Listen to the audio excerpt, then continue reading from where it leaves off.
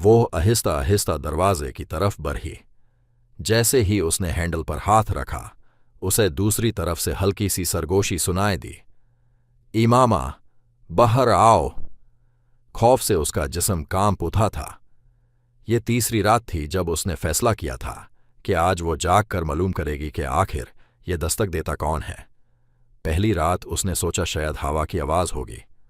दूसरी रात वो फिर उसी दस्तक से परेशान हो गई थी, क्योंकि फिर रात के ठीक 12 बजे उसके कमरे के दरवाजे पर 3 बार दस्तक हुई।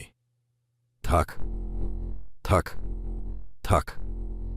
वो दरवाजा खोलती, लेकिन बाहर कोई नहीं होता, और अब उसका दिल जोर जोर से धड़क रहा था। उसी लम्हे उसे अपनी दड़ी की बात याद आई थी, जब भी डर लगे आयातुल कुर्सी पर हो और अल्लाह से पनाह मांगो। इमामा ने फौरन आयातुल कुर्सी पढ़ना शुरू कर दिया। सरगोशी धीरे धीरे कमजोर होने लगी, लेकिन फिर एक बार वही आवाज सुनाई दी, इमाम, दरवाजा खोलो। अब उसका खौफ और बढ़ गया। उसने आंखें बंद करके दोबारा आयतुल कुर्सी पढ़ी। अचानक सब कुछ खामोश हो गया। ना कोई सरगोशी, ना कोई दस्तक, ना कोई आवाज। पूरा घर अजीब सी खामोशी में डूब गया। इमामा ने हिम्मत करके दरवाजा खोला। बाहर कोई नहीं था, सिर्फ ठंडी हवा चल रही थी। अगली सुबह इमामा ने सारा वाकया अपने वलीद को बताया।